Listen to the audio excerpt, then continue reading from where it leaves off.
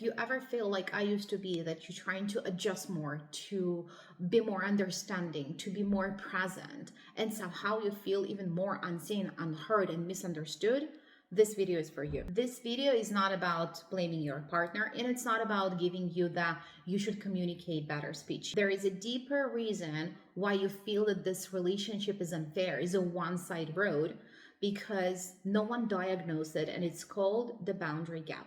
When people hear the word boundaries, they feel distance, selfishness, walls. How can I do that with a partner I want to be connected to? Now, that's what boundaries are really like. Healthy boundaries. They define where you end and another person began.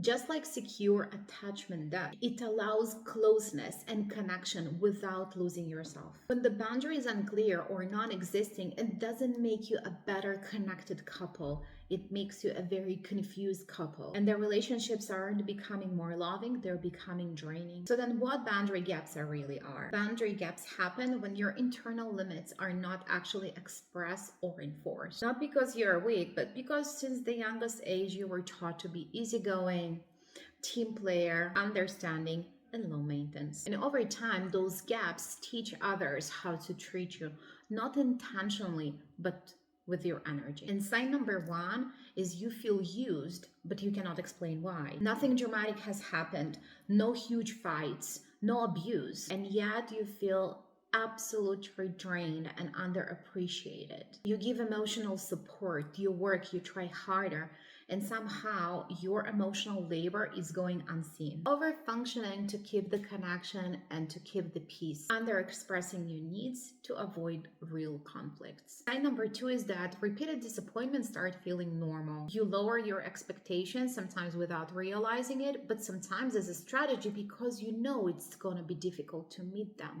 You stop asking, you stop correcting. You start telling yourself this is how relationships are. You adjust. But inside, the resentment is quietly being built. It's not maturity, it's not adulthood, it's not true real relationship. It's boundary gap that is slowly growing. Sign number three is you confuse peace with silence. You avoid addressing issues because silence seems like peace. You think you're calm, but calm without safety isn't peace. It's emotional suppression. Not on purpose. Everything is patterns in our brain.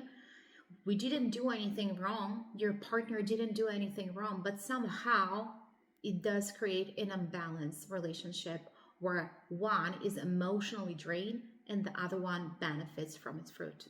And there's of course other signs, and I want to address them slightly as well. Healthy conflict feels uncomfortable, but they will be constructive. Both people stay present, both voices matter.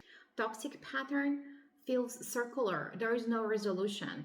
One side is talking, the other one will feel criticized. There is subtle control. The funny part is that both sides might even feel that. And the common denominator is always the same, the boundary setting gap. Or maybe even worse, they were never existing in the first place. Now, the most frustrating part about it is society rewards easygoing, especially women. But being easygoing without boundaries actually trains other people that they can step all over you and your boundaries, not because they're evil or toxic or narcissist, but because there are no clear limits. And of course, it will invite imbalance. So what do we do instead? First of all, understanding that boundaries are not demands. They are information. They sound like clarity, not judgment, and definitely not over-explaining. And they start internally. Only when you know clearly, you will be able to communicate it in the most confident and connecting way possible with your partner. Without this inner clarity and confidence, no amount of communication will actually bring you to a real resolution and boundary setting, of course, enforcing. If your relationship feels like a one-way street or you have seen any of those signs, stop before you get to blaming the other part or just leaving. Ask yourself, where did I abandon my own limits? My own identity? Because relationships don't become unfair overnight. They drift there because of the boundaries gap. If it resonates with you, stay connected. Follow me for more videos in order to really get connection to you and your partner. Not hacks, real alignment.